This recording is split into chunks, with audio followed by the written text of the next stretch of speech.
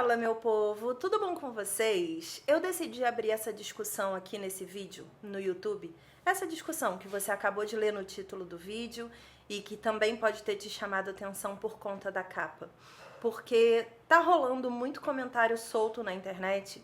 A gente teve uma super discussão lá no nosso Instagram, numa publicação que a gente colocou na timeline, e vários parênteses estão sendo abertos e várias coisas diferentes estão sendo colocadas na mesma altura de comparação. Então eu sempre acho bom a gente trazer discussões mais extensas para o YouTube.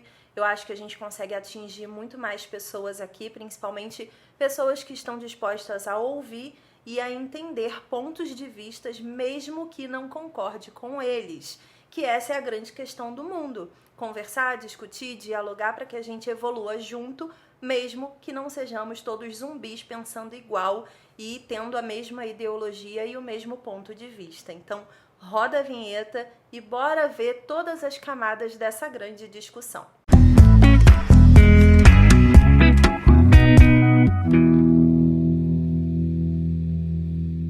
Eu quero muito começar esse vídeo, que ele se transformou durante toda a semana. Eu já tinha uma fagulha de vontade de falar sobre esse tema. Ele estava 100% baseado nas primeiras reações que eu vi sobre o WandaVision na internet. E essa discussão e esse ponto de vista que eu tenho foi evoluindo e ele foi sendo alimentado pelas novas polêmicas e novas comparações que começaram a acontecer pela internet também. Hoje saiu aí um grande comparativo na internet sobre a pontuação do filme Pantera Negra da Marvel e a pontuação de WandaVision nos sites especializados por votação de crítica e de público. O que não é nem de longe algum critério ali para a gente poder colocar que um conteúdo é bom ou ruim. Na verdade, o conteúdo pode ser bom ou ruim para nós, independente da avaliação da crítica. O que eu acho interessante nessa comparação que fizeram é que todas essas duas histórias, tanto Pantera Negra quanto WandaVision, e podem aguardar que vários outros conteúdos da fase 4 da Marvel vão ter exatamente esse tipo de impacto para determinados grupos de pessoas, trazem lutas muito poderosas e muito importantes que estão aí no mundo real há muitos anos acontecendo e que só agora está sendo reconhecido pelo universo do entretenimento. Existe uma dívida ali realmente de representatividade de todas as produções, de realmente colocar ali nas histórias pessoas do mundo real, pessoas que existem de verdade, e não apenas os estereótipos do que é idealizado como bonito para algumas pessoas dentro da tela do cinema ou dentro da televisão. Vamos separar para a gente entender que esse comparativo, por princípio, já não faz muito sentido. Pantera Negra tem um impacto social de representatividade estratosférico.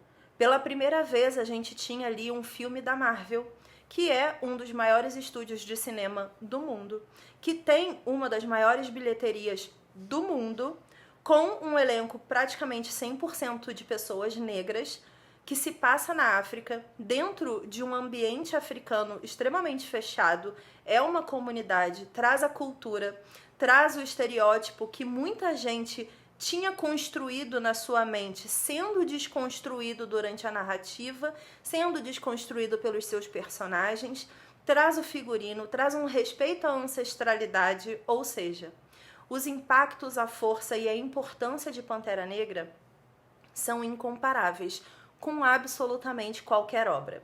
E aí você pode virar para mim e falar assim, tá, Cris, mas você insiste muito que o WandaVision tem um impacto tão importante quanto. Sim, sabe por quê? Lutas não se comparam. A gente não pode dizer que a luta antirracista é mais ou menos importante do que a luta feminista. Da mesma forma que a gente não pode dizer que a luta feminista seja mais ou menos importante do que qualquer outra luta, inclusive a antirracista. Porque lutas sobre representatividade, sobre respeito, sobre poder viver no mundo de forma igualitária, não se comparam. Todas as lutas importam, cada uma para o seu grupo de direito, cada uma para o nicho a qual ela defende. Uma coisa que eu postei no Twitter e que é importante verbalizar aqui é que pessoas negras morrem de forma injusta e criminosa todos os dias no mundo inteiro. Da mesma forma que mulheres morrem de forma injusta e criminosa no mundo todo dia. Lutas não se comparam. Você se identifica com uma luta ou com outra dependendo de quem você é dentro da sociedade. Dependendo de quem você é como um ser humano. Em qual luta você está inserido? Se você é um homem negro, claramente você não tem muito como compreender, o máximo que você consegue ter empatia sobre e estudar sobre a luta feminista. Mas você está 100% inserido na luta antirracista. Da mesma forma que se você é uma mulher branca, você não pode falar em primeira pessoa da luta antirracista. Você tem como estudar, você tem como apoiar, você tem como ter empatia, você tem como militar empaticamente sobre aquela luta. Mas você está inserida em outra luta, naturalmente. Você sofre as consequências sociais do preconceito contra mulheres em diversas camadas da sociedade. Então, cada luta, cada pessoa que está inserida num grupo de luta tem a sua razão de ser e estar dentro daquela batalha. E essas batalhas não podem ser comparadas, porque todas elas têm apenas um objetivo: fazer com que todo mundo consiga acordar e se sentir inserido na sociedade em que vive e se sentir principalmente respeitado e com a autorização de continuar vivo na sociedade em que nasceu e que está sendo produtivo também ali. Então, para a gente já encerrar essa discussão de cara, lutas não se comparam. Mas por que isso tem tanto a ver com o WandaVision? Eu vejo muitas pessoas falando assim, nossa, essa série é série de casal, é uma série de sitcom dos anos 50, é uma série que é de comedinha, que está trazendo ali uma homenagem ao Visão, uma homenagem à Wanda, uma homenagem a esse casal. É o primeiro casal desenvolvido da Marvel fora do ambiente dos Vingadores. É uma série para família, é uma série descontraída. É uma série que está ali para explodir nossa cabeça com algum enigmazinho, com algum mistério. Muita gente fala na internet, replica milhares de vezes frases como: cuidado com a Wanda, ela é louca. Cuidado com a Wanda, ela pode explodir a qualquer momento e destruir tudo. Tenham cuidado com a Wanda, ela é uma bomba viva, ela é um surto vivo, ela é capaz de destruir o mundo. Para a gente seguir nessa conversa, é importante que vocês entendam a construção. Eu estava conversando com a Ingrid, do canal Indignada, e ela fez uma live, eu vou deixar o link aqui na descrição, em que ela teorizou super sobre o WandaVision, recomendo que vocês assistam. E a gente estava conversando por WhatsApp e ela falou uma coisa muito importante. Todas essas personagens femininas que foram construídas entre as décadas de 60 e 70, elas automaticamente tinham um caminho, que era o caminho da destruição mundial.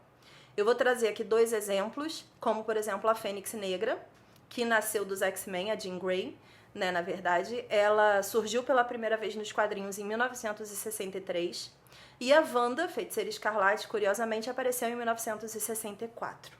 Então teve um movimento para inserir mulheres nos quadrinhos, e essas mulheres receberam capas e estereótipos de mulheres que, com muito poder, surtavam e destruíam o mundo. Vamos pegar essa grande analogia e trazer para a vida real? O que é a luta feminista?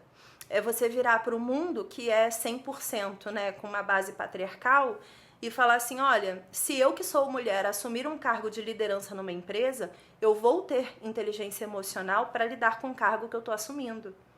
Um cargo de liderança. Eu tenho inteligência emocional para fazer mais coisas do que lavar a louça. Para fazer mais coisas do que escolher minha roupa para eu sair hoje. Quando essas personagens chegaram nos quadrinhos, e na maioria das vezes nessa década, né, tanto 60, 70 e 80, a maioria dos quadrinistas e dos roteiristas eram homens, elas representavam esse grande imaginário masculino de que as mulheres, com muito poder, poderiam destruir o mundo. De que elas não teriam controle emocional para lidar com esse poder dentro delas.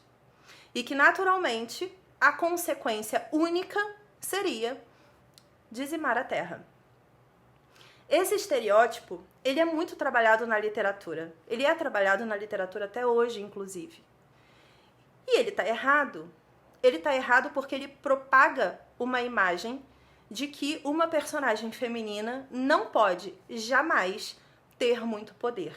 E que isso não deve ser contido por ela mesma, isso deve ser contido pelos homens que estão em volta dela. E até pelas mulheres também, porque você tem, por exemplo, no grupo dos X-Men, outras heroínas mulheres. E todas elas lutam contra a Jean Grey, porque a Jean Grey se permitiu ser tomada por uma grande força que a levou à loucura e destruição. A Wanda é a mesma coisa. Ela utiliza os poderes dela para dar luz aos filhos dela, para trazê-los à vida. Ela busca determinadas magias para viver uma pseudo-vida normal. Ela sempre esteve possuída, em vários momentos. Existem muitos relatos em quadrinhos da quantidade de vezes que a Wanda foi possuída por entidades, por demônios, seja lá por quem, e que por conta disso ela acabou matando amigos, ela acabou dizimando cidades e criando um caos mundial.